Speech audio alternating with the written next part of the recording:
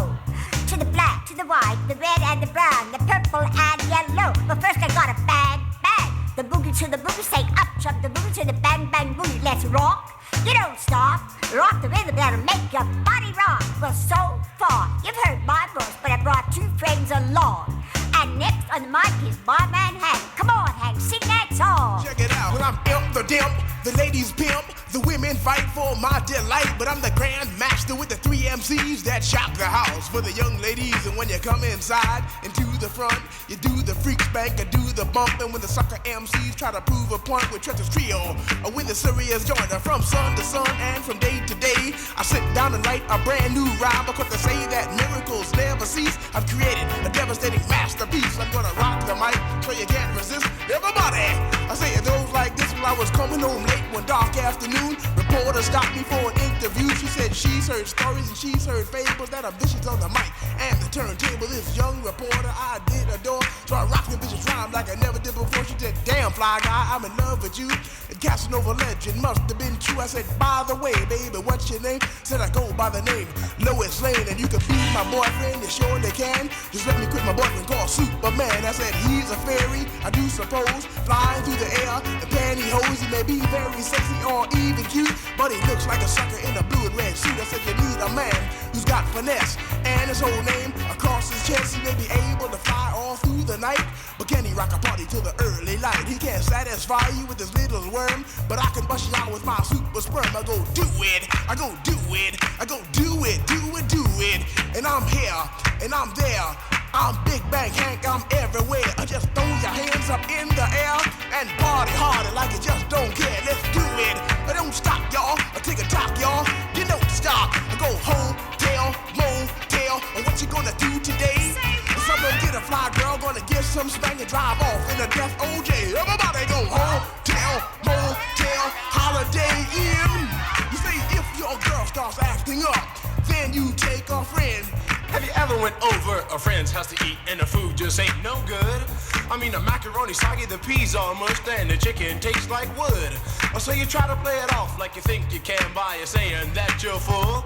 And then your friend says, mama, he just being polite. He ain't finished. Oh, that's bull. So your heart starts pumping and you think of a lie and you say that you already ate. And your friend says, man, there's plenty of food, so he piles some more on your plate. But while the sticky food's steaming, your mind starts to dream of the moment it's time to leave.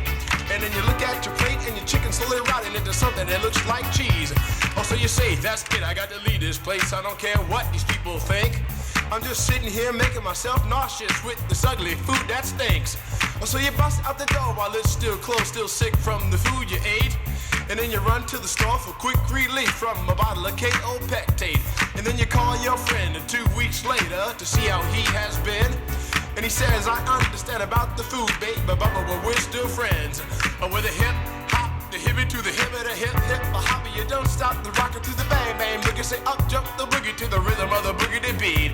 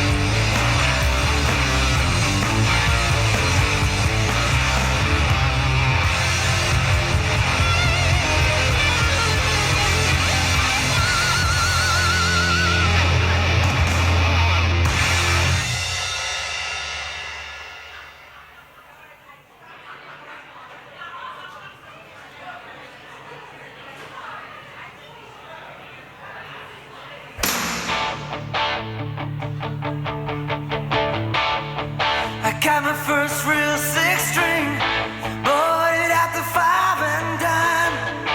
Played it till my fingers bled. Was the summer of '69. Me and some guys from school had a band and we tried real hard. Jimmy quit, Jody got married. Should've known we'd never get far. Oh, when I look back now, the summer seemed to last forever. And if I had the choice, yeah, those wanna be there. Those were the best days of my life.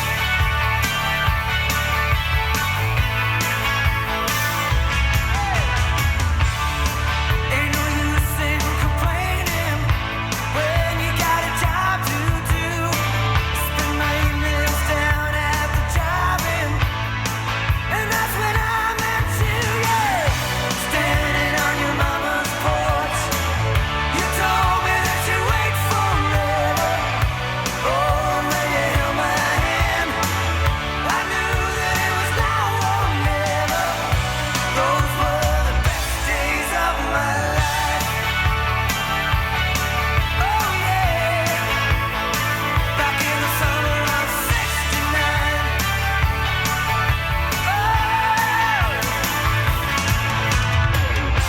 Man, we were killing time. We were young and restless. We needed to unwind. I guess nothing can last forever, no. Yeah.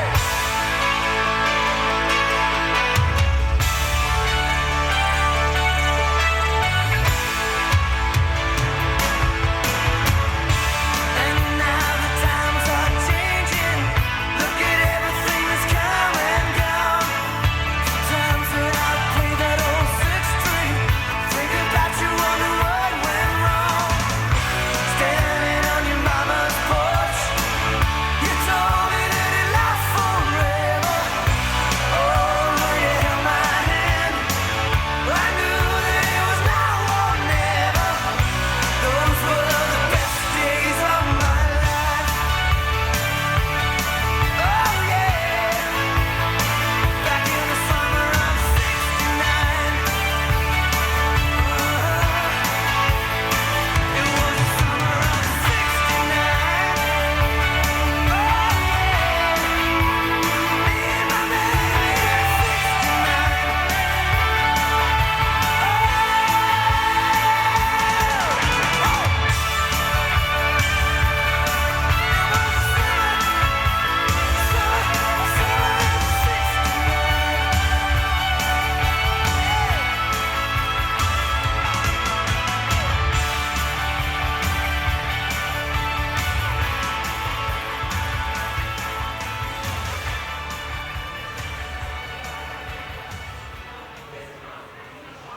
Party people!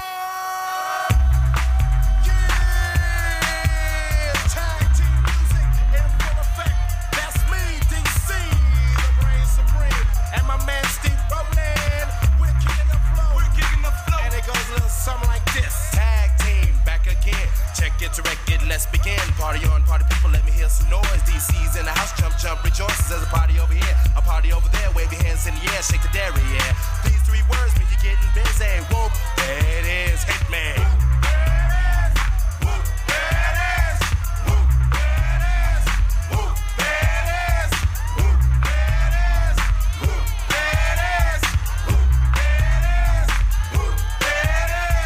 Upside down and inside out, I'm about to show all you folks what it's all about. Now it's time for it to get on the mic and make this motherfucking party hot. I'm taking it back to the old school, cause I'm an old fool who's so cool. If you wanna get down, I'ma show you the way. There it is, let me hear you say.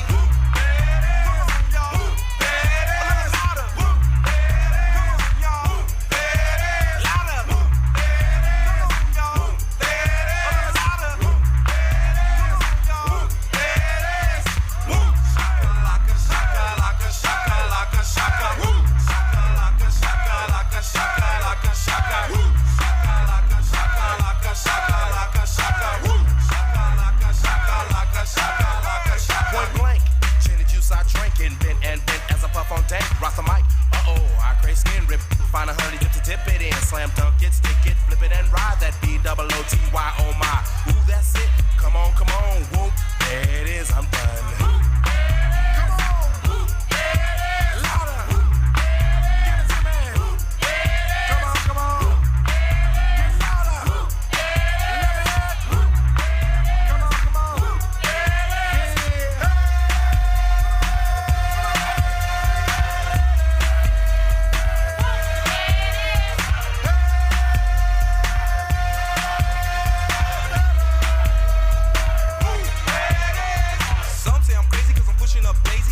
underground sound that you have found amazing, outstanding, demanding, commanding you people dancing.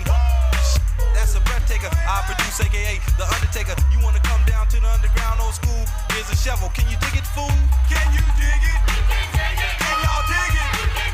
Can you dig it? Can y'all dig it? Can you dig it? Can y'all dig it? Can you dig it? Can y'all dig it? W-H-O-O-M-P as I flow to the fly from the school of old. Hardcore, keep the folklore wreck. 3 to the 2 and 1 mic check. Man skill blow ill on the mess of steel. That's the grill of the microphone I just killed. Party people, wish your party tag team is through. Whoop, there it is. I thought you knew. Whoop, there it is. Whoop, there it is. Whoop, there it is. Whoop, there it is. Whoop, there it is. Whoop, there it is. Whoop, there it is. Whoop, there it is. Yeah, tag team music coming straight at ya. That's me, DC, the brain supreme, and my man Steve Rowland. Bring it back, y'all. Bring it back, y'all. Bring it back. Here we go. Whoop, there it is. Whoop, there it is. Whoop, there it is. Whoop, there it is. Whoop, there it is. Американская фирма Transceptor Technology приступила к производству компьютеров «Персональный спутник». I've got the power.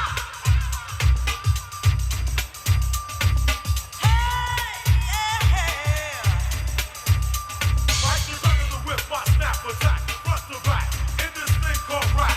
Singing like a double rhyme double on a heavenly level. Bang the bass, turn up the treble. Blast on my day and night all the time. 714, flies the line. Maniac, radiac, winning the game. I'm the lyrical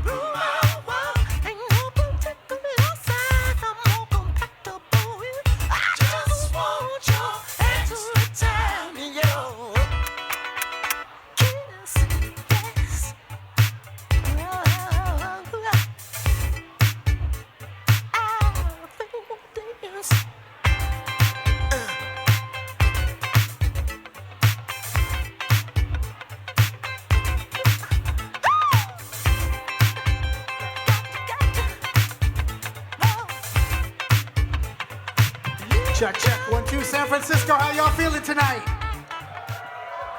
San Francisco. You can do better than that. Hey. Woo-woo. Come on, we get to go out now. We get to go out now. We're here. We get to look each other in the eye and like do stuff. Come on, how you No feel about that? screens. Yes, yes. Here we are. Can we get some more? Yeah. More keys, please. Oh, all right. Ah, can you hear me? You can hear me, right? Can you? A little bit quiet. A little more. That may be what it is, guys. That might be. Oh, that's it. Hey, now we're ready. There are places I remember. San Francisco.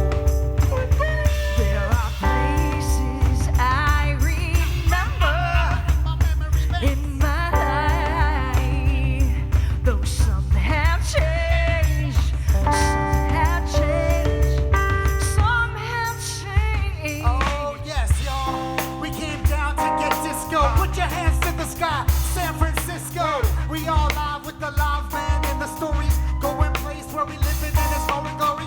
Open up your heart. Open up your soul. Stand on stage. Lose your mind. Lose control.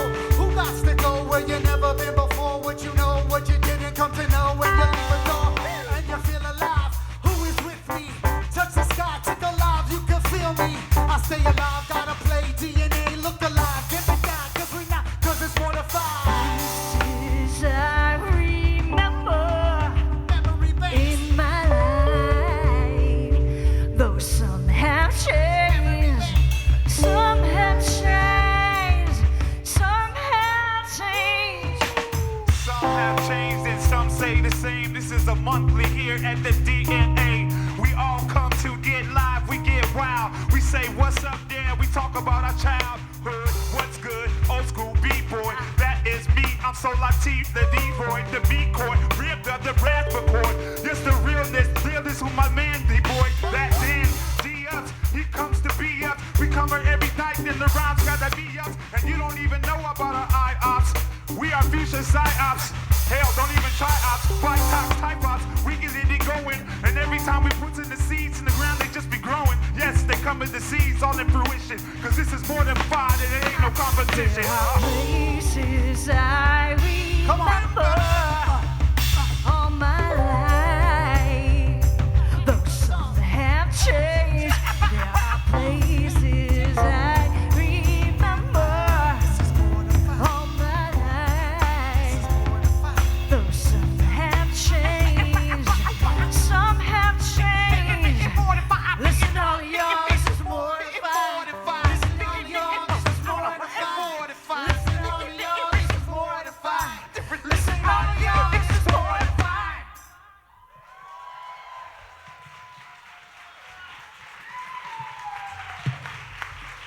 What's up, San Francisco? How you doing?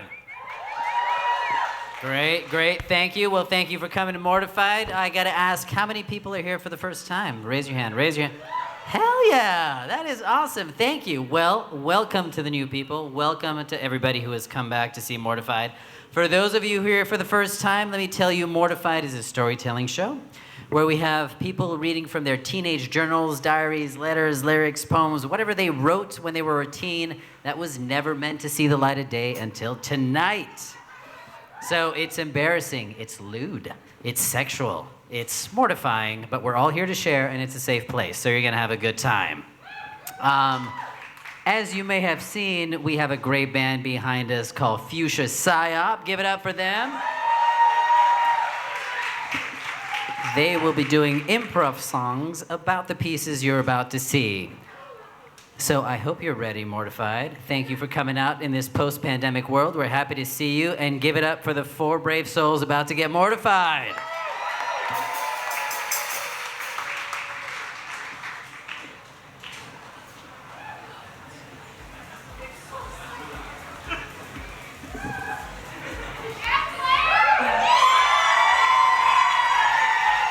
Hi everyone, my name is Claire and I grew up in Toronto. I went to an all-girls school, and I was a pretty good student. And I did have friends. I was kind of part of the cool group, but kind of on the fringes, so was generally considered to be the biggest loser among the cool group, which is fine. I was fine with it. I was very dramatic, and I desperately wanted to be liked, especially by boys. And I had some pretty creative ways of meeting these boys, but they never liked me back, and they were very clear about that, but I never picked up on the red flags. So I will be reading my diary spanning across 2 years, starting from when I'm 13 in grade 8, covering my attempt to get a boyfriend, my friendship woes along the way, and my troubled relationship with my arch nemesis, Kim Wright. April 18th, 2000. I was talking to Katie today, and Kim Wright was behind us. And I said to Katie, John is like my best friend. He's like all I have. And Katie said, hey, I want a best friend. Let's be best friends. Then Kim, from behind us, said to Katie, isn't Jill your best friend? And Katie said, I'll have 2. And I said the same thing, and Kim gave her the meanest look. Kim pisses me off so much. Whenever a guy likes her, she brings up the situation so much. Like with Ethan, she's like, oh, Claire, do I go out with Ethan or not? God, it gets so annoying the way she wants everyone to know. I get so upset when Ethan never calls me. I always call him, and he never, ever calls. And whenever I want to see him, he only wants to if it's in a group of people or he's just wanting to use my trampoline. Today, Ceci explained to me how to give head, and now I really want to do it. It isn't that big of a deal, and guys seem to like it. GTG, love, Claire. So since Ethan was only using me for my trampoline, it was time to move on from him and find somebody else. But how to meet boys when I went to an all-girls school? Well, my brothers went to an all-boys school, so I looked at their yearbook, found anybody that looked attractive, and then found them on ICQ, which is what we used in Canada in lieu of AIM. So I would find them and chat with them and, you know, be like, oh, we met at this thing. And that's how I found my next obsession, Alex Grant. I would message him and message him and message him, and he never replied. And not getting the hint, I decided to confront him about this. Now, when I confronted him, I might have told him a few lies in the process. But I didn't want to lie to my diary when I later transcribed the entire ICQ conversation word for word into my diary. So next to every lie, I put a red star. And to read the part of Alex will be Laurent.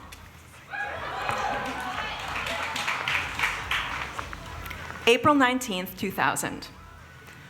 You never goddamn reply. Not to you. Why? 'Cause you're fucking annoying. Okay, whatever. You can't get girls. I can get guys. Star. Go bother your so-called friends and stop talking to me. I have better things to do than sit here and make fun of you. Fuck you. I have more friends at your school than you do. Star. Yeah, okay, so go bother them. Or what? They don't want to talk to you? Whatever, I don't care. I'm better off without you. Wow, okay, that makes a lot of sense knowing that you were never with me. Why don't you go have some goddamn sex with your little friends and see if I give a fuck? Okay, you flat, ugly, dirty, greasy-haired girl, no one likes you. Let me contradict that statement. First of all, I am no longer flat. Star. Second, I can't be all that ugly if I have a boyfriend who's rich, hot, popular. Star. But ever the optimist, I wrote, I will though, next to that star. And I don't have greasy hair. I wash it every day with outrageous and herbal essences. Not herbal essences. I am not flat. Star. Let's give a hand for Laurent. As a side note, Alex went on to be a contestant in The Bachelorette Canada. He was not successful. May 12th, 2000. Last night was so horrible. I was so depressed because everyone was ignoring me through the day. Stacy and me cried together. She just made me feel worse, though. Finally, we all just cracked because everyone hates us. Katie was crying so hard that she vomited. Twice. So it was hard to ignore that Alex was not interested in me. And so I started to look to boys a year older, and that's how I found my next crush, Chase. Chase and I dated. We actually dated for a whole month. And he was my first real kiss, a moment that was so profoundly moving that I drew a picture of it in my diary a year later.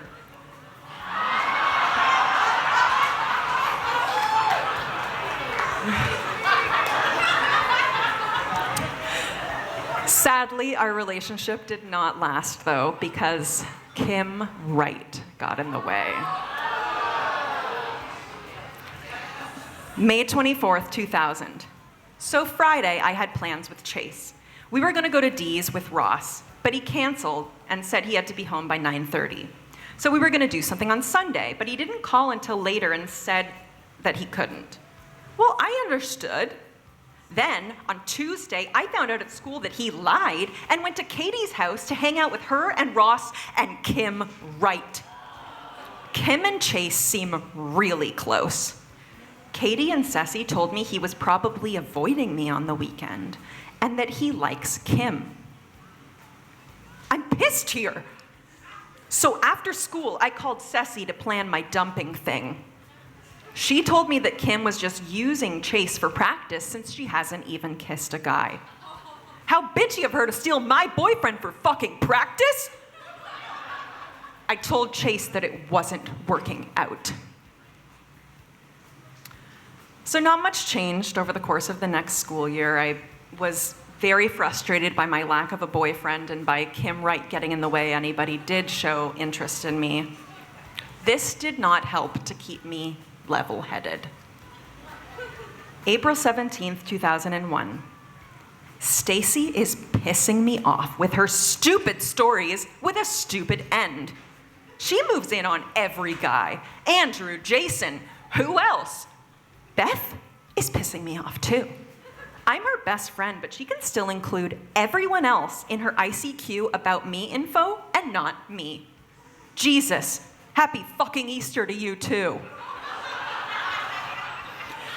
I want to try being a loser for a day with no friends, none, because at the moment I am sick of everyone.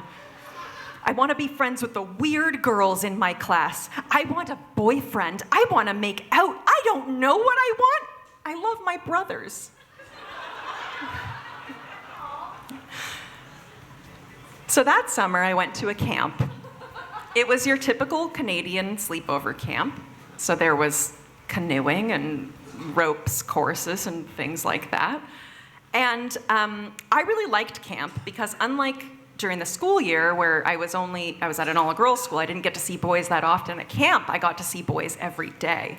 And there was one that definitely caught my attention named Chris. So what I'm going to read to you are letters that I wrote to my best friend Beth while I was at camp. July 23rd, 2001. Oh my God, have I got some news! Over changeover, everyone was sleeping in the theater. Lying on a mat, it was Chris, then me, then Diane, then Stan Sampson, then Jess. Lots of space between Jess and Stan. Little between me and Chris. Chris Gable, that is. Well, Chris and I couldn't sleep, so we were playing Thumb Wars. It was pitch black. Everyone was asleep around us. We kept intertwining our legs and holding on to each other, and there was zero room between us. We started playing Truth or Dare. It was like, I dare you to bite my shoulder, kiss my arm, kiss my belly button. Well, when I kissed his belly button, I was wearing nothing but underwear. I'll explain later. So I was straddling him and I jumped him. So we made out for a bit and then he sloppied me. So sloppied is a term that we used in Toronto for when somebody fondles and kisses your breasts.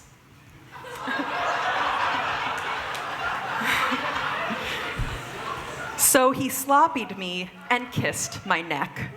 Fuck, it felt so amazing. He is the best kisser I've experienced, honest to God. He tried to take my underwear off, but I wouldn't. So he was like, this sounds dirty, rubbing me outside my underwear. Then he put my hand on his penis outside his boxers and said, nervous? Haha, smiley face. So we kept making out and shit. The best night of my motherfucking life.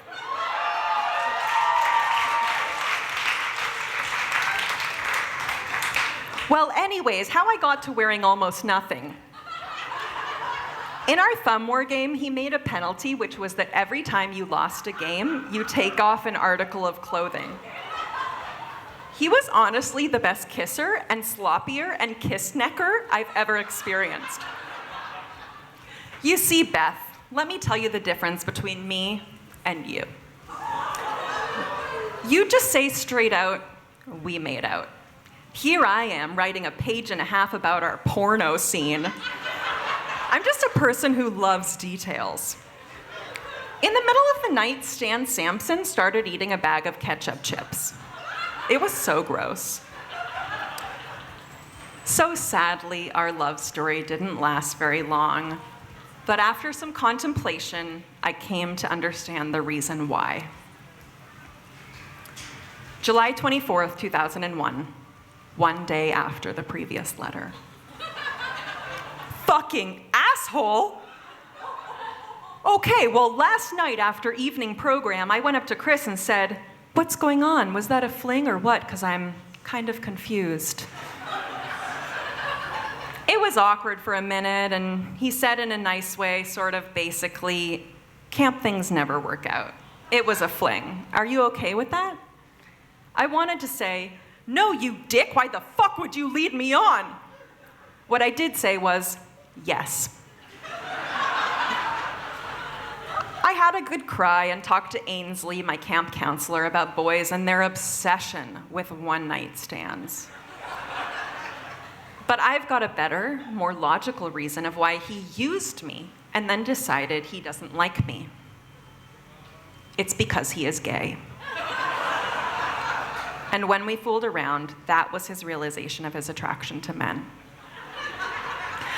Celebrity, the new NSYNC CD comes out today. Yippee! Thank you so much, everyone.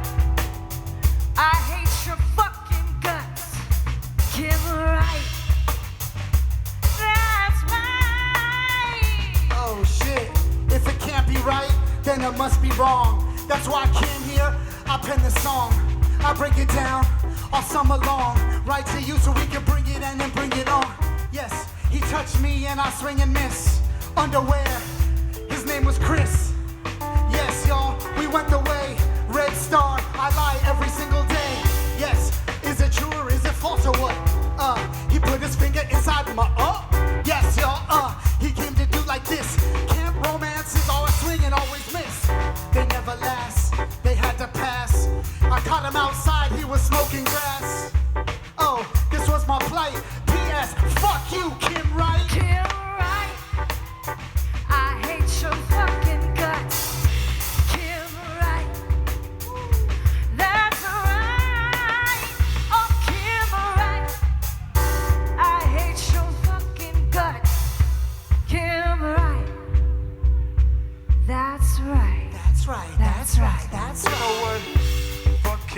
here is the scansion. Let me introduce myself. Stan Stanchion. Yes. And there was a wide gap between me and Jess. Yes, the plan was to be as close as Claire and Chris. But no, we had all of this. And I'm like, shit, I wanna get close. I wish my dick was big like Chris, no joke. That's true. What the fuck is he gonna get? He's never gonna get close to you. Stan, you can't touch, you can't miss a Swiss. Yo, why don't you lean in for a little kiss? Well, if I could, I would. But Jess is over here, and I got wood. And I over there, and I can't get nothing, okay? So why you here frontin'? I'm not fronting, and you stop and stare. I got Claire inside her underwear. Yes, that's true. I wrote about it, singing, screaming. Yes, I tell her, scream and shout it. Okay, yeah, you're right. I mean, Kim is white. I mean, right. Yes, but white is right. All right, well. Oh, shit. I'm going with Kim. Oh, Kim, let's go. Right. Come on, come on. Kim right, yeah. I don't care what you say about Kim right. I hate your fucking I don't care what they say about you, Kim. right. I hate your fucking It can't be right if it feels so wrong. right. I hate your fucking guts. I will slap you.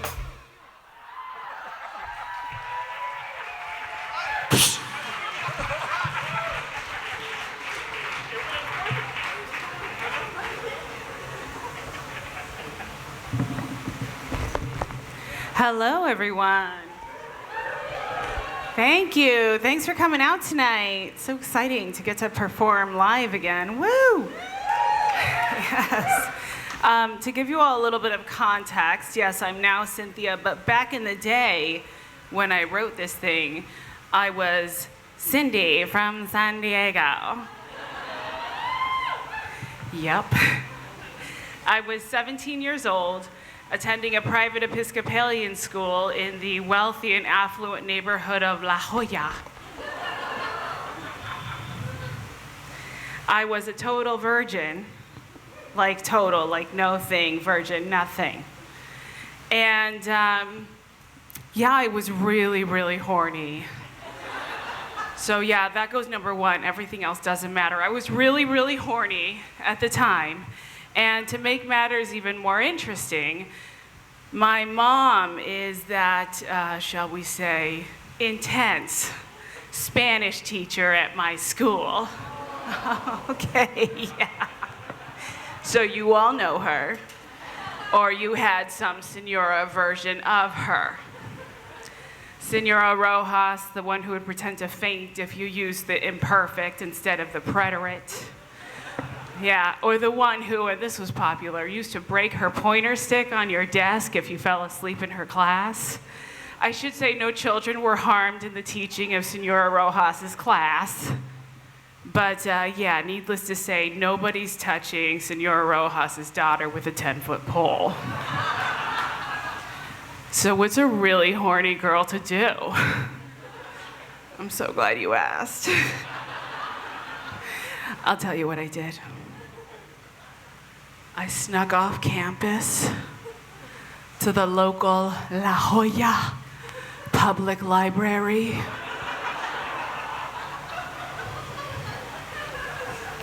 And then I holed up in one of those private study cubicles with a stack of trashy romance novels. She did it too. And then I scanned them each for the sex scenes. She did it too. We're good. But even so, these stories aren't quite doing it for me, you know? I mean, I'm not exactly their target audience. I didn't have a gardener named Jose yet. So, you know, I decided to write my own story.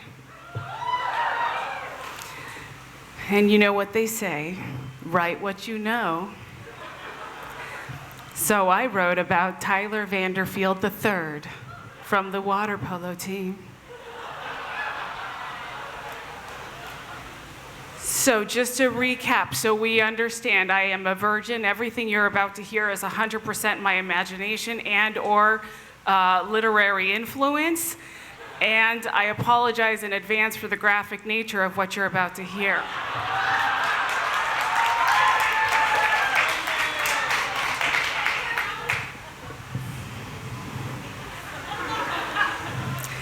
Tyler and I had been flirting all night long, and finally, we were alone in the hotel room. I shut the door behind him as he walks in with a six-pack of Red Wolf. If you're from San Diego, you know that Red Wolf is a microbrew, so clearly in my fantasies, I treat myself. I stand by the bed while he opens a beer for me. He comes over and sits on the bed in front of me so that I'm standing between his legs. Yeah. He runs his hands all the way up my legs to where my boxers start.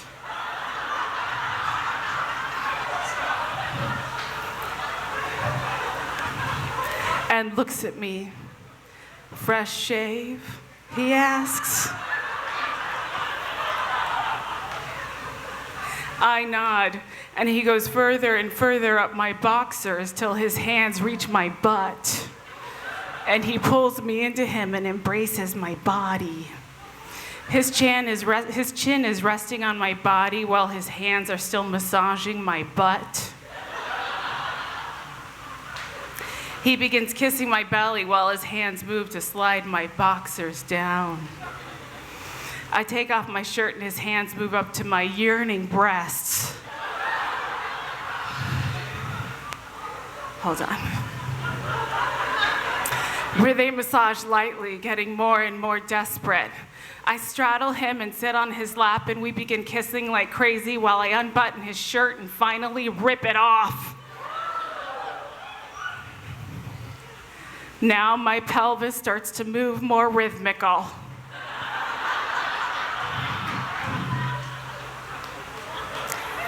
Okay, so there's no grammar check in a journal, and clearly this shit is legit, so there it is, it's rhythmical. That's what I wrote, it's what I'm gonna say. And I can feel the mound of his erection under his cotton shorts.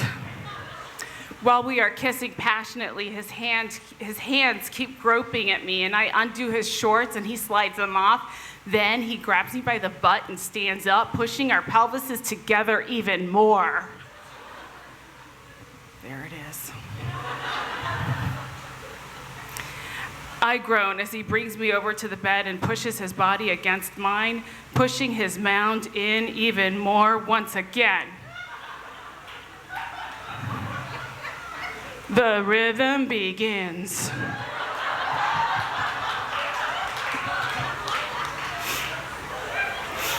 I'm sorry.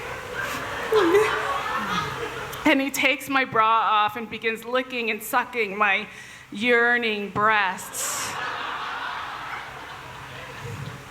So there's clearly no thesaurus in a journal. And to be fair, they really were yearning. There was like no other word. We move faster and faster, deeper and deeper, till finally I say, fuck. Oh, wait, no, cross out fuck. Make love to me now.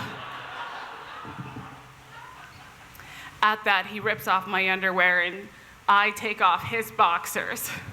He spreads my legs with his head, licking his way up till he meets my wet, excited mound. Now, classy, if you're paying attention, we both have mounds. 2 mounds. 1 love.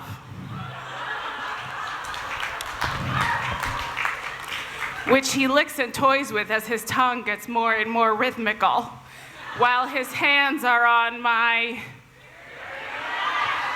That's right, they were on my yearning breasts. Good job. While his hands are on my yearning breasts, he moves up, kissing my...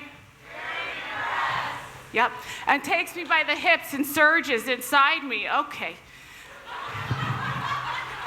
He starts off slow, going slowly but deeply, Then he does fast, shallow dives. Then we start going faster and faster, deeper and deeper. Squiggly line, exclamation point!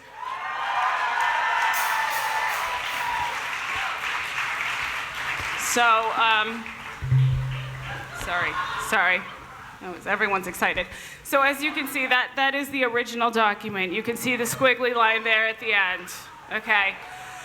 So 2 theories on this. Either I didn't know how to finish it because #virgin, or, and I think this is more likely the cause, I already had finished, okay?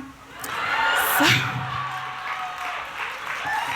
thank you. So luckily everyone, I did in fact finally explore all of my sexuality. I enjoyed all the mounds growing on past college and beyond. I really figured that out. That was nice. And in fact, I met my main mound. We had our first date at a Mortified performance that I was reading at just over 12 years ago. Yeah. We just celebrated our 12-year mound-on-mound anniversary. And the only reason he can't be here tonight is because he's at home taking care of the fruits of our mound-on-mound action. My 2 little boys. Thanks so much. Good night.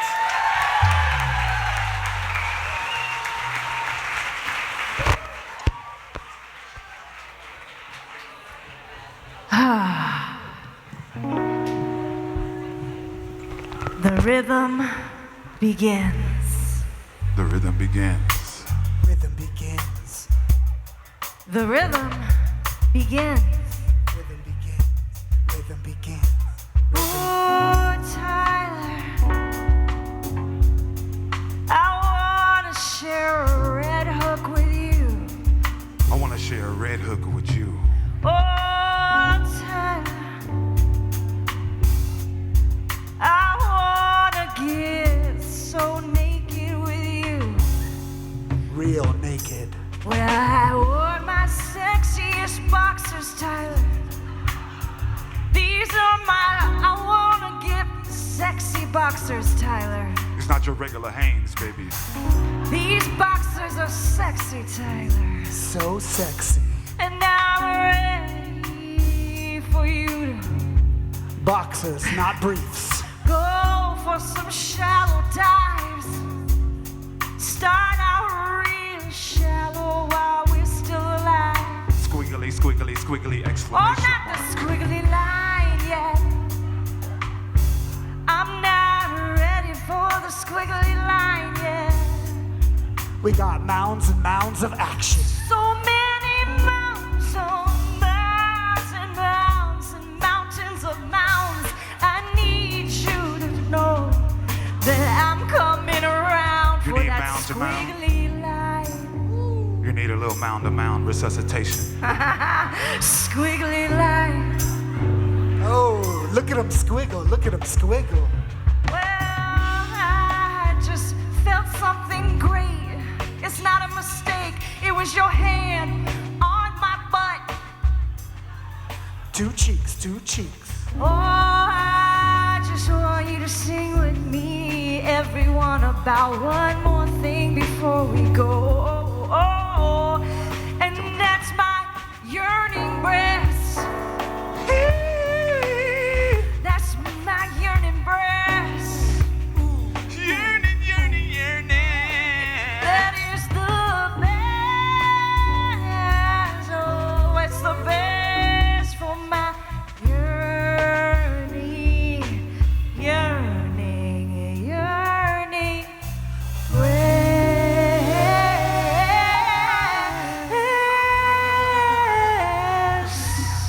Squiggly.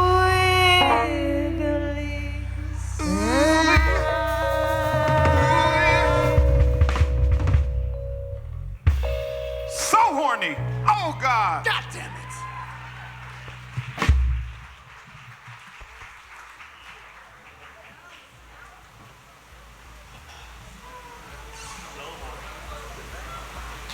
Hello. My name is Lori, and I grew up in a small town called Porterville. It's between Fresno and Bakersfield, also known as the armpit of California.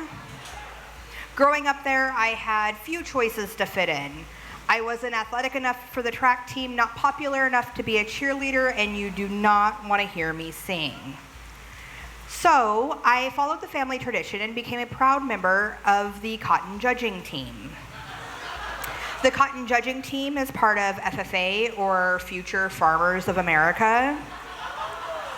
So consider this. I judged cotton and then was judged on how well I judged cotton. I was really good at what I did, but my methods scared those in charge. They feared me. Nobody tells me how to judge cotton. Nobody. The following is from my freshman year of high school. August 15th. So I joined the cotton judging team, and well, I'm gonna judge it. I mean, after all, it is the fabric of our lives. My friends think I'm a dork, and well, maybe I am, but I look at it this way. I'm participating in high school, not just being a spectator. August 21st. Okay, I felt like a complete idiot today. We took a practice test, and then I got in an argument over the colors of cotton. The question read something like, what colors of cotton grow in the United States? I knew the obvious answer was white. And then my coach asked me what I chose, and I told him none of the above. And then he asked me why, and I told him that some of the cotton that grows out on Avenue 280 is kind of a cream color, and that my Uncle Coy grows brown cotton by the 100 Acre in Missouri. I think this pissed him off. He told me that he would like to see me after practice was over. I smiled and sat down. I was on a high and didn't really catch the rest of what happened. Practice ended, and I proceeded to get chewed out for being a smartass. I knew I was right. I let him say his piece, but if there's a question on there like that, I think I'll make a stink again. September 1st. I have my first actual competition this weekend, and I'm a bit nervous. I have to get my uniform together. I just got my FFA jacket and scarf in the mail yesterday. I really like the jacket. On the front, it has my name, and on the back, it has the National FFA emblem. And we get pins and medals for every team we're on and any conference we go to. It's kind of like the varsity jacket of farming. I've lettered in farming. Wonderful. September 3rd. Okay, we competed regionally today, and it's nothing like I expected. These kids are serious about cotton, and I'm way out of my league. They come in here, and they are like cotton judging machines. I hung out with Travis as he's a sophomore and already knows the ropes. He explained that you don't talk to people from other schools until judging is over. He also told me to put my pre-notes in my inside pocket so that my terms aren't out for everyone else to see. He told me that you do not, under any circumstances, ask questions to another person judging. We all look like dorks. And I think it's totally unfair that guys get to wear pants. I wish I could wear pants. I wonder if them making women wear skirts is suppressing us in the organization.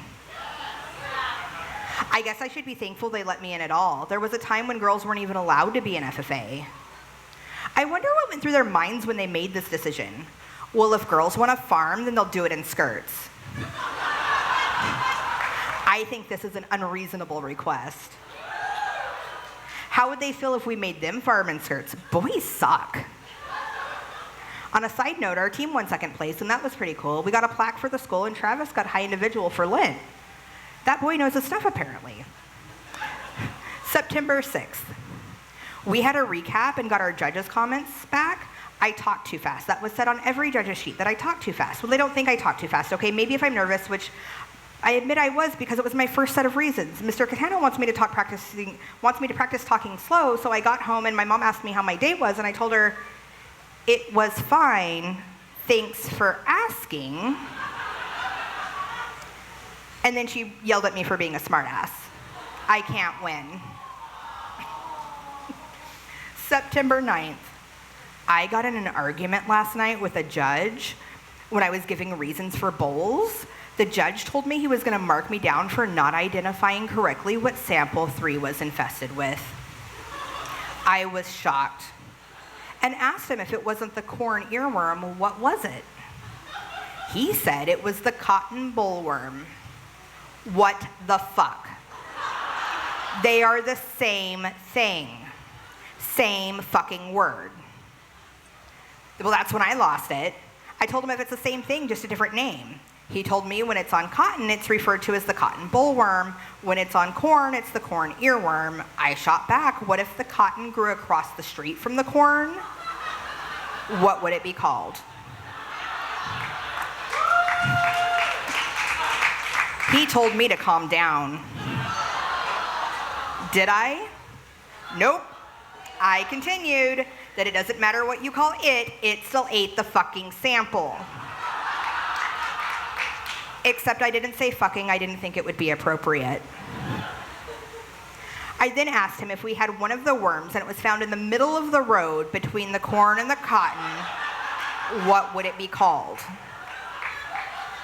Would a corn earworm by any other name still eat cotton? I walked out and was disqualified from the bowl competition. September 16th. I don't understand why we are practicing 5 days a week. I have a life outside of cotton. I didn't.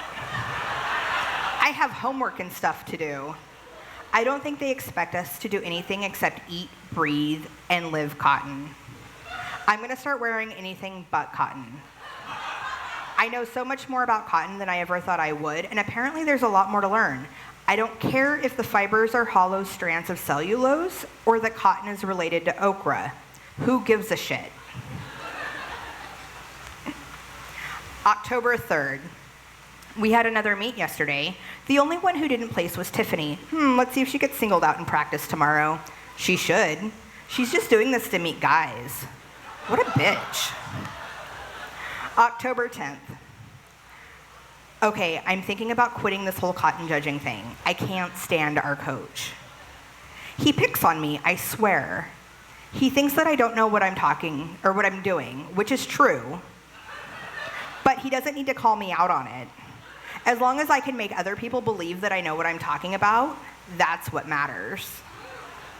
And at the last contest, I got above 40 in all my sets of reasons.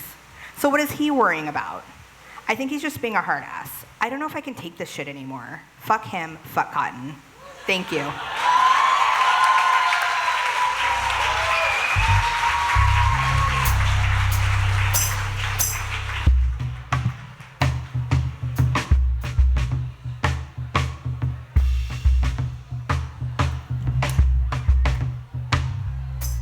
Eli Whitney, cotton. Fabric of our lives, the fabric of our lives. Eli Whitney, cotton. The fabric of our lives, the fabric of our lives. I'm sitting here, I know who I am. I'm a farmer, and this is my jam. I'll tell you, I have on a blue shirt, but you don't know about my cotton skirt. It's made from the best cotton. 100% it's not rotten. It's cause I'm a descendant of Eli Whitney, the cotton syndicate. Fuck cotton, cotton, fuck cotton. Eli Whitney, fuck cotton. The fabric of our lives, fuck fabric of our lives, the fabric of our lives. Well, it's the same fucking worm that really burned me up. The same fucking worm. The fabric of our lives, so kind. The fabric of our lives. Yes, it's the fabric of our lives, right? Standing on stage, a man in tights. Come here to put my hand in dirt, but really I'm a man who's in a skirt. It's the fabric of my life and see. Thank you, Tommy, I had a little dirt on these. But I have a dream that real farmers could just feel the way that it streams through the air, through the sky, through the wind, through the sky, through the way that I just feel all alive, yes. Call me Johnny Rotten, wearing this skirt, but I say fuck cotton. Yeah, but I really wonder how it feels to live outside of cotton. I can't do it. I have to wear this skirt, I have to move through it. See, I think I really need it because, like you said, my knees have to see it, the light of day, and I like where it's going because I like the way the wind starts to flow, you know? I know, I hear what you're saying, and I like the way your dreams start displaying. What could be out there past the border of cotton? I think this is all out of order. Yeah, man, can we talk farmer to farmer? Let's get real. I think we know how the Scottish really feel. Yes, yes, and I just think if you lifted up my cotton skirt, it'd be blank. Well, fuck that. I would love to do that. And I can say I would cotton on the cot back. Just give me a little bit of oxy with the cotton and we'll be ready. Let's go see. The fabric of our lives. Fabric of our lives. Fabric of our lives.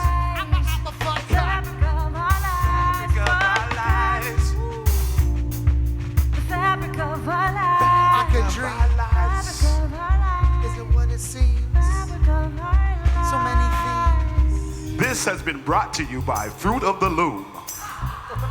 Once you get the loom in and you get the zoom in, we room-a-doom-doom-doom-doom.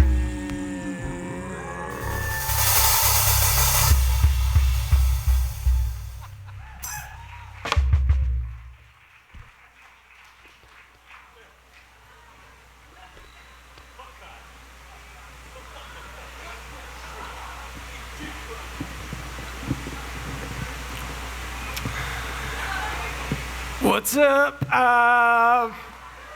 My name is Tynan, and I grew up in Eugene, Oregon. Crowd goes nuts. So growing up, I was a sensitive softie who dreamed of being a tough guy gangster type, a dream that was born when my mom bought me Dr. Dre's The Chronic for Christmas when I was 10 years old. It's a great album.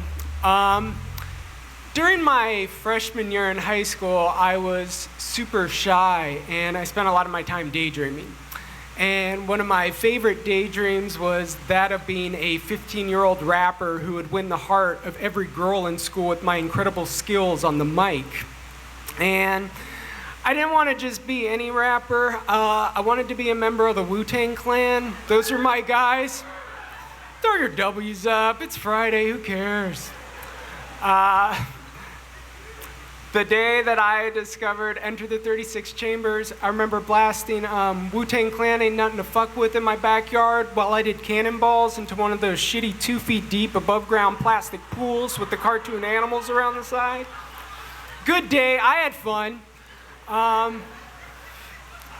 So after a few attempts at rapping under the alias Golden Playboy, I thought that was cool. That's what I landed on. I soon shifted my sights to the love of my life, Heather Hinkleline, the girl I dreamed of night in and night out for about 2 weeks. I took to my journal where I pined over Heather, and the following entries reveal a lovesick 15-year-old virgin who had the heart of a poet and the vocabulary of Flava Flav. So, and just a heads up, at the end of each entry, I felt it necessary to notate what I wore and ate each day. So, we'll be notating that at the end of each one. All right. February 10th. Today was fat. I have this weird feeling about Heather. I love? Nah, man, she is my idol. What the fuck? I somehow became mesmerized with her. She rules. I did nothing but print internet files today. Mr. Johnson sucks. I wore a Houston Rockets hat, white turtleneck, ivory pants, and 8 chili dogs. Peace, one love. So,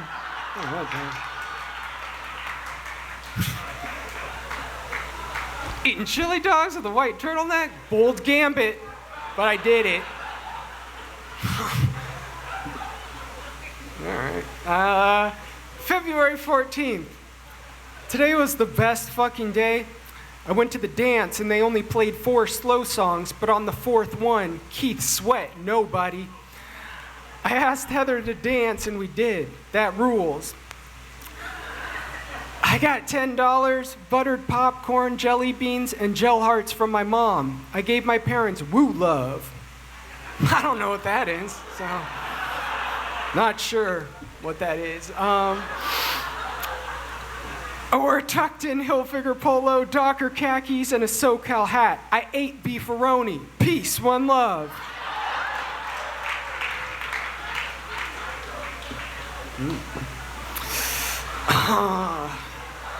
February 28th. Today was awesome. Slept, went to Target, listened to Mobb Deep, and jacked off. I don't care how old you are, that is a good day. I would do all those things. Those rock. Great stuff.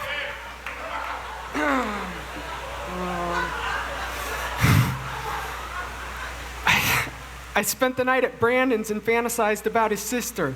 I like country music now. It's good. I want to fuck Heather. I wore a Top Dog tee, Indiana Pacers shorts, Knicks hat, and ate kid cuisine. Peace, one love. Good day. Another one in the bank. Oh. Okay, March 9th. Today sucked. Notorious B.I.G. died today at 24. Man, left with a hole in my belly. Heather makes me fucking lovesick. I miss her. She found out I liked her because Chris told her. What an idiot. It was straight up whack. I have got to keep pushing despite advice otherwise. Never let go of my dream. I can't. She's too perfect to give up, and I will win her over. Watch me gain soldiers and develop a fat army to win her.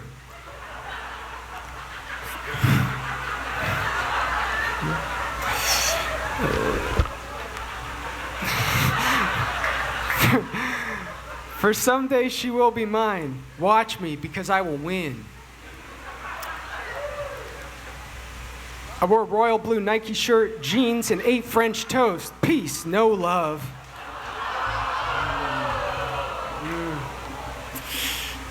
A little bit of a twist there. In high school, I never got the girl, but in my journal, I was free to create stories where the exact opposite occurred. It was here I wrote erotic tales where Heather was free to act on her secret desires for me. The following are taken from a series I entitled 5 Realistic Stories from Da Bin. I don't know what Da Bin was, and I only wrote 3. So,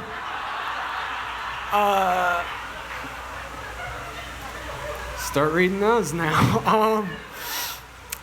It was March 1st, and I went over to Brandon's house to spend the night. I went downstairs to go get a glass of water when I suddenly heard someone. I hid, and I saw Heather leave, wearing nothing but a towel. I noticed she was going swimming, so I ran and jumped in the pool, making it look as if I had been there for a while. She came in and said, "Tynan, what are you doing here?" I said I couldn't get any sleep. Neither could I. The problem is, I kind of didn't bring a swimsuit. Oh, well, I'll leave. Oh, no, that's okay. You're just a freshman. What's it gonna hurt? Yeah. Even in my fantasies, pretty low self-esteem. So. She then disrobed, revealing a heavenly nude body, fully equipped with plump breasts and a tight ass. She dove in the pool and we talked, becoming friends. She even had swimming races with me.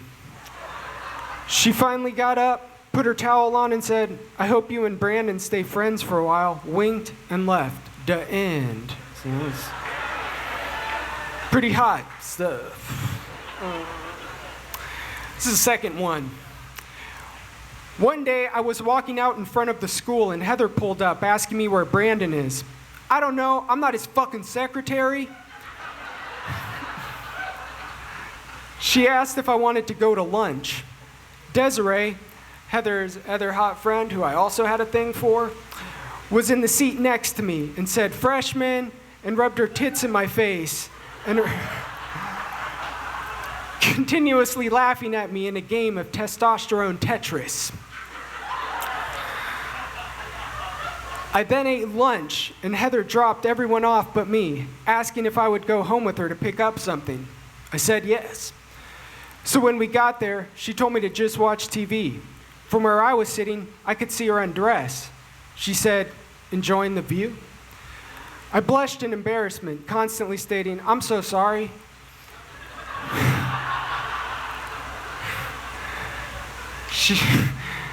She said, "Don't be. You're one of Brandon's friends, and probably my favorite at that.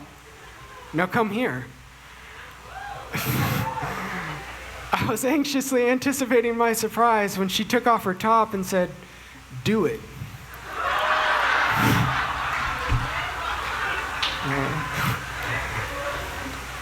"Do what?" I said.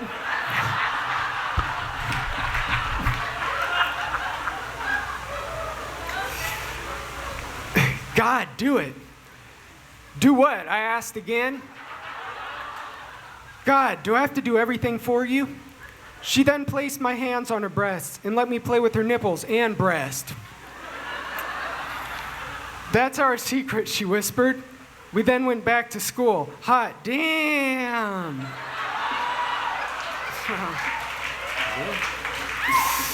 Good stuff. This is the third and final one. It was a shitty Sunday, but it was about to get better.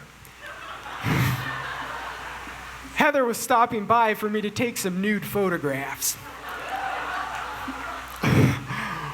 I know it sounds odd, but we were friends and we were ready to do something kinky. She then dipped her breasts in ice-cold milk and made me lick it off and asked me to spend the night.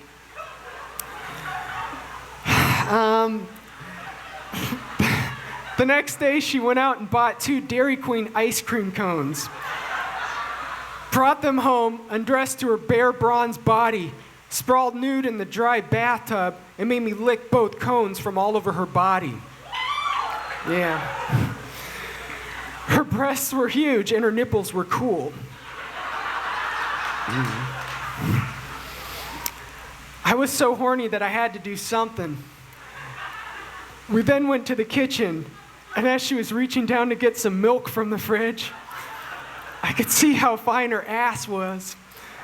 So I grabbed the gallon of milk, dumped it all over both of us, and she uncontrollably pulled me down to the ground, and we had milk sex. Yeah. Hey, what's up?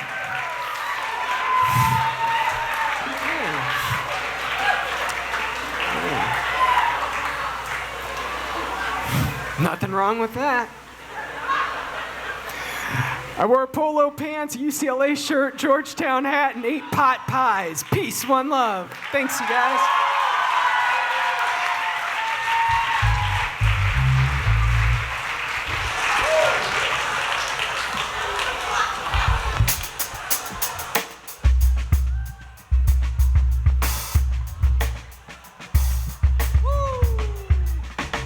Oh, yeah. They say dairy is scary. Dairy is scary, but not very. They say dairy is scary, but not very. Not when you are having some milk sex. Milk sex, milk sex. Milk sex, milk sex. Milk sex. Milk sex, milk sex. Trying to say it, it's kind of hard. Milk sex, milk sex. Okay. Yeah, boy. Milk sex. Yes, yes. Peace, one love. Starter hat and Michael Jackson glove. I gotta get some. I hit up to the bathroom, yes, because I shook one over your head. But right now I'm laying up in bed, I'm thinking milk sex is the only way to go. Oh, Heather, you asked where I know, wherever never goes. Yeah. Hey, I'm hollering. I gotta let you know I'm not lactose intolerant.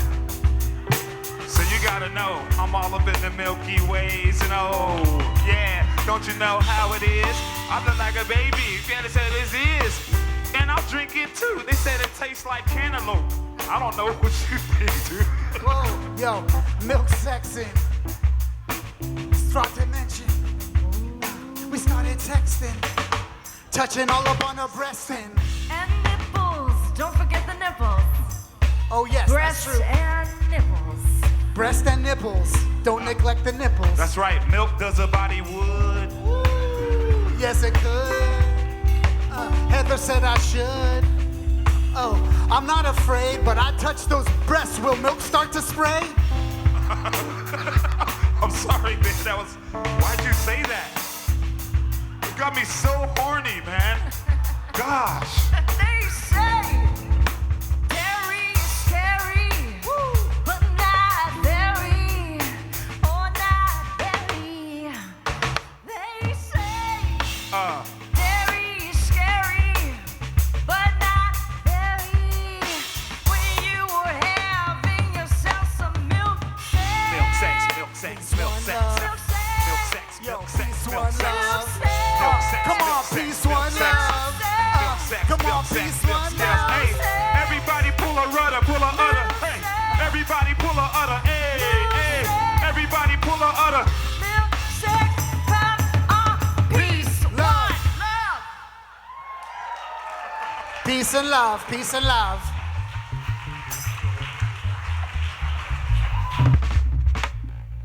What's up, San Francisco? How are we feeling after that? Come on! Of course. Give it up for Fuchsia Psyop! Now, we have a tradition here at Mortified, and what we want to do is look back on this night and see what we've learned. I know we've all learned some very valuable lessons, so we'd like to go over them with you tonight. The first thing that we've learned is about the Canadian art of slopping. Slopping.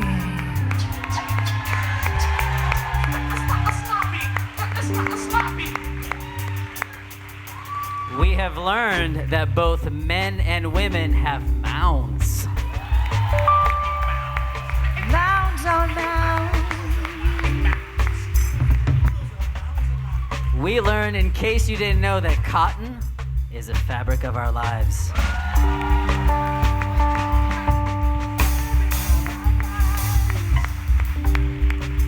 And we have learned about the erotic art of milk sex. Give it up, come on!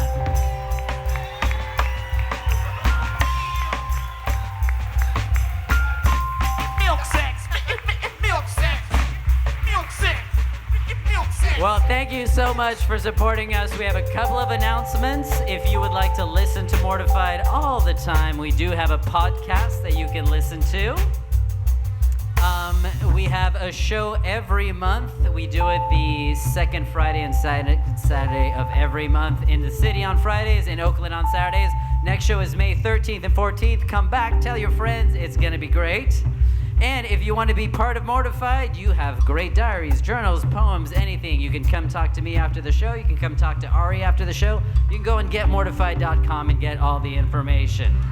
So a couple of more claps. First for Ari up in the booth for everything she's done tonight, for everything you're saying. Feel free to clap for your amazing host. And thank you again so much, everybody. We'll see you next month.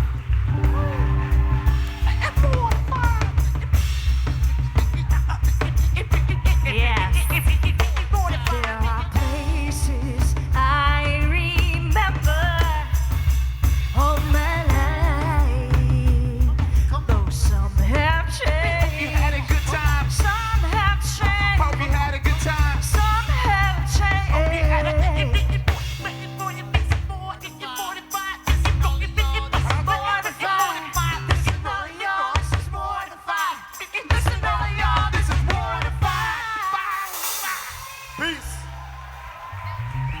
Thank y'all. Yes.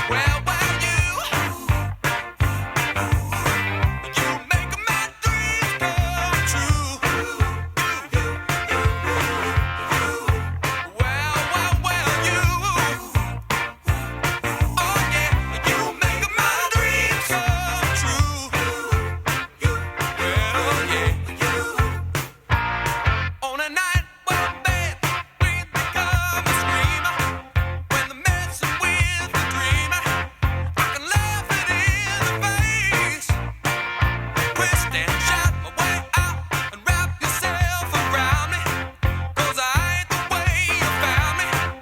And I'll never be the same. Oh yeah, well 'cause you make my dreams come true. Oh yeah. Wow, wow, wow, you make my dreams come true. Oh yeah. Well, listen to this.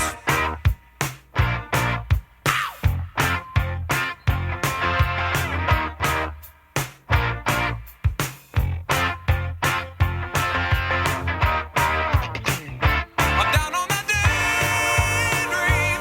Oh, that sleepwalk should be over by now. I know. Yeah, yeah. You make my dreams come true. Oh yeah. I'm waiting for you, girl. Oh yeah. You make my dreams come true. Me, you, me, I'm waiting for you, girl. Oh, like you make my dreams come true.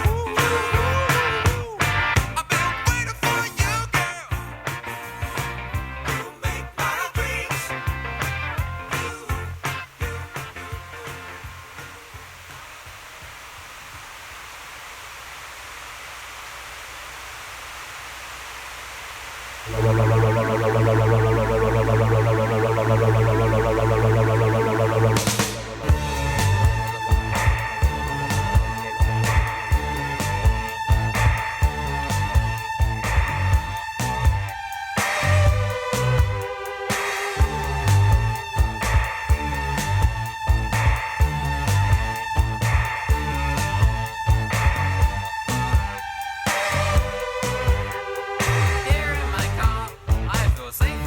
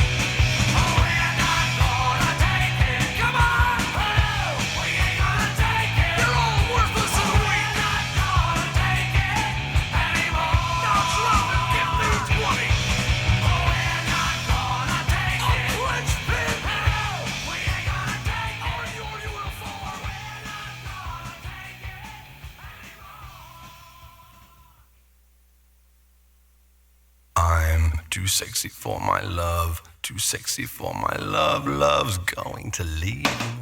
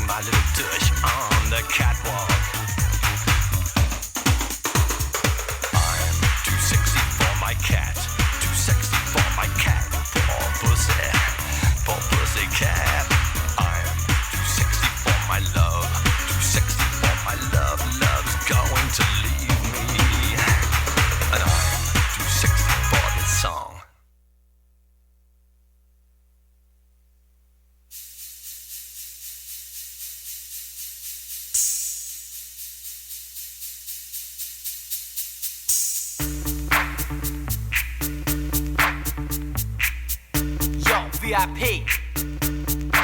Let's kick it. Ice, ice, baby. Ice, ice, baby. All right, stop.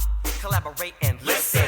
Ice is back with my brand new invention. Something grabs a hold of me tightly. Flow like a harpoon daily and nightly. Will it ever stop? Yo, I don't know. Turn off the lights and I'll glow. To the extreme, I rock a mic like a vandal. Light up a stage and wax a chump like a candle. Dance. Crush a speaker that booms. I'm killing your brain like a poisonous mushroom. Deadly. When I play a dope melody, anything less than the best is a felony. Love it or leave it. You better gain weight. You better hit bullseye. The kid don't play. If there was a problem, yo, I'll solve it. Check out the hook while my DJ revolves it. Ice, ice, baby.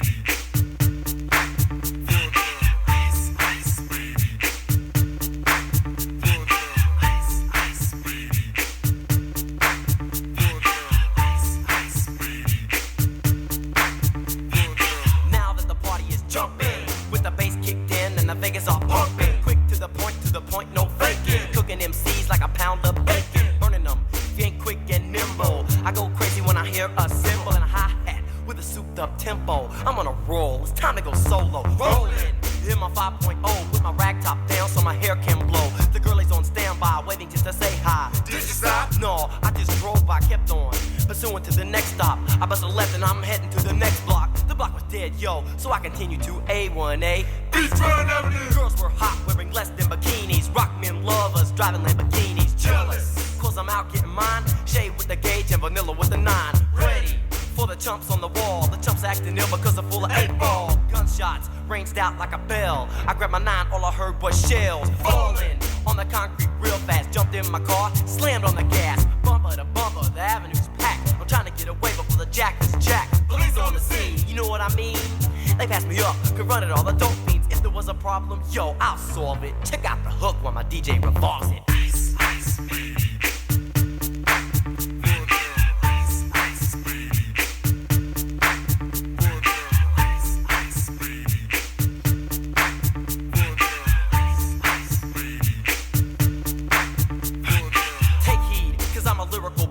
Miami's on the scene, just in case you didn't know it. My town that created all the bass sound. Enough to shake and kick holes in the ground, cause my style's like a chemical spill. Feasible rhymes you can vision and feel.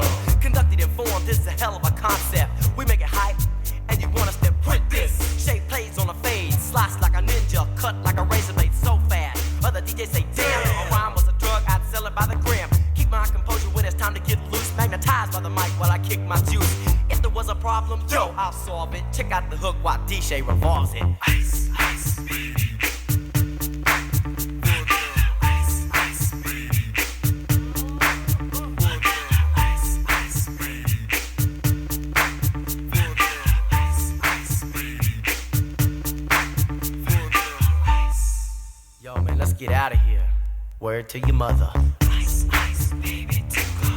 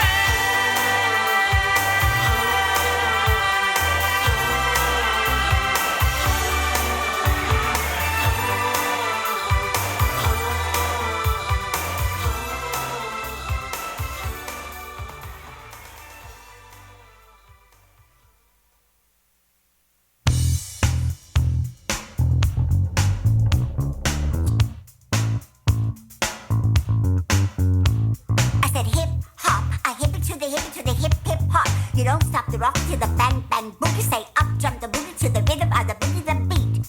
Now what you hear is not a test. I'm rapping to the beat and need the groove and my friends are gonna try to move your feet. See, I am Wonder Mike and I'd like to say hello to the black, to the white, the red and the brown, the purple and yellow. But first I gotta bang bang the boogie to the boogie. Say up jump the boogie to the bang bang boogie. Let's rock. You don't stop. Rock the rhythm that'll make your body rock. Well, so far you've heard my voice, but I brought two friends along.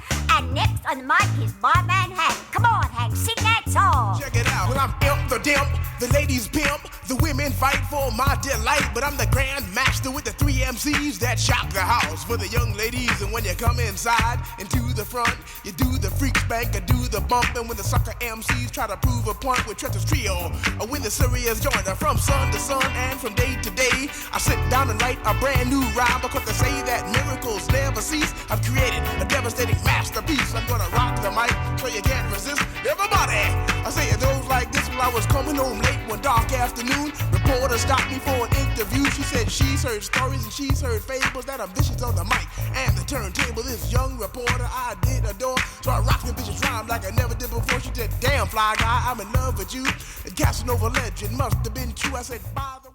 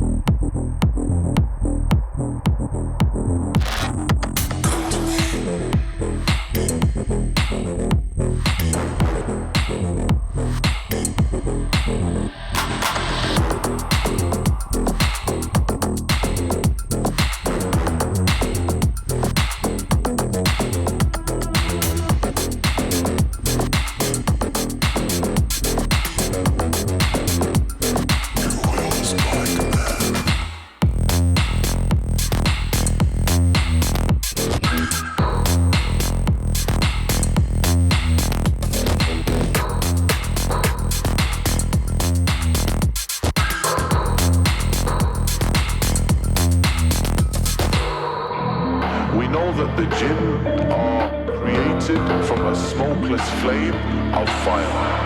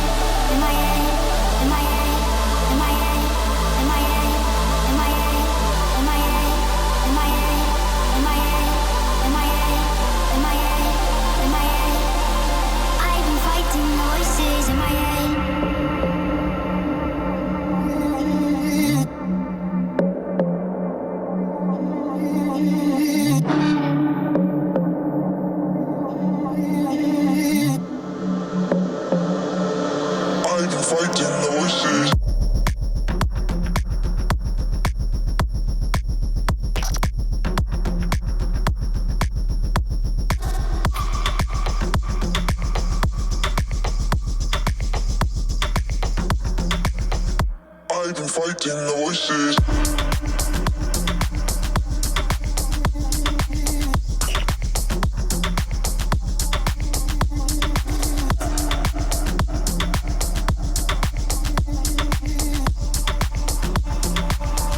I've been fighting the voices.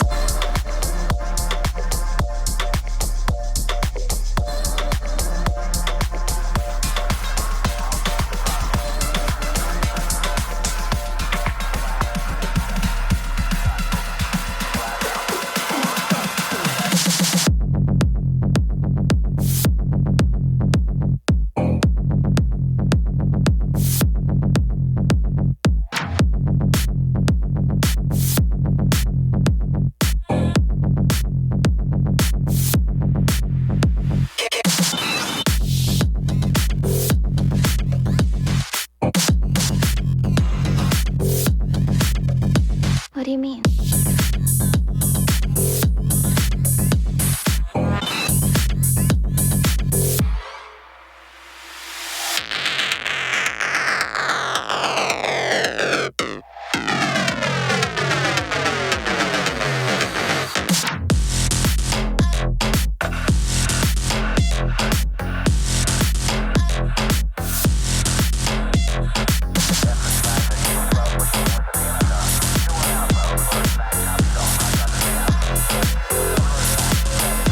What do you mean?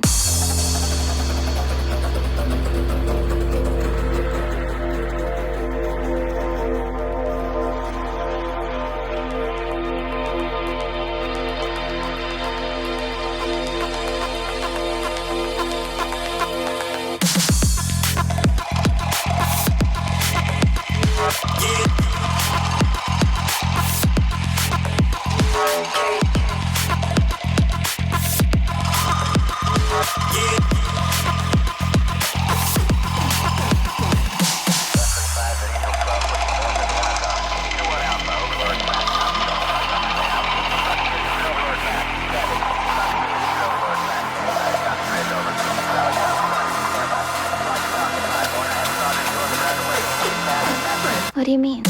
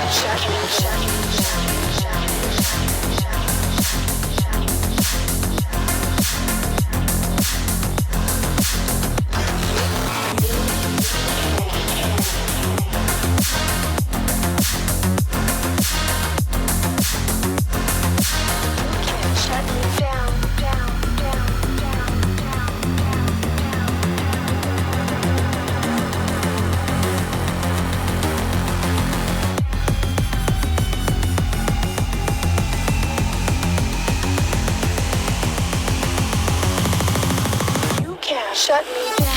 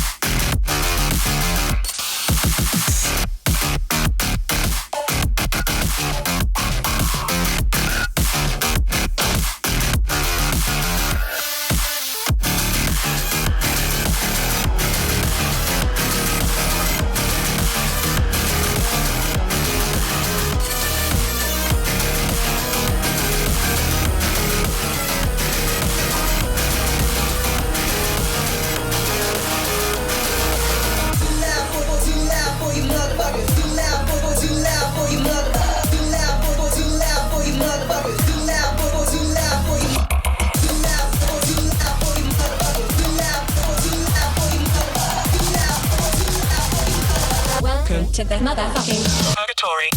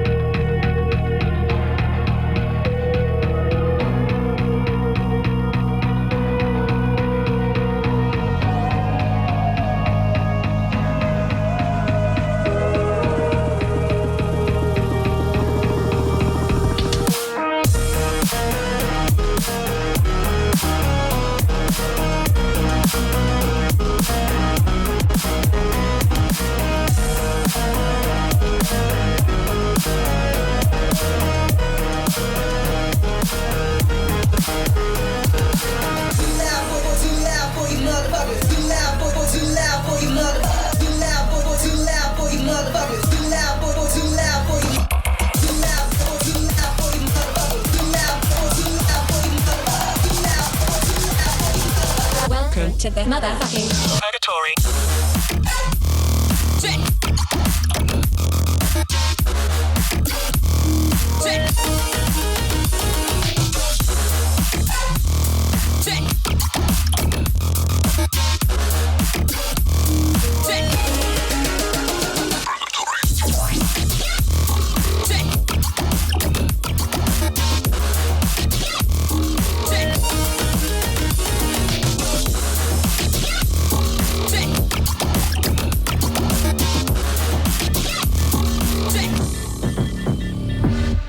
In them dollars, but you're too tame. I ain't for the south, but I appreciate the wood grain. Never calling me about the noise, it's only two, man. I'm in the same building, but the flows and view change. I ain't for the waiting now. I bought a Rari and I did it just to hear the sound. Drive safe, really about to lose all its meaning now. Guess you love to travel when I pull up and you leaving town. Say you're married to the game and I'm just here to burn it down. I got a flight in the morning, I see what you've been trying to do, and I'm a mission to border. You think I never pay attention? In my mind I'm recording. I'm about to win and ruin all your goals and dreams out of boredom. Riding around with homies like we run the city. Looking fresh and feeling like a millie. Moving silence, you can never hear me.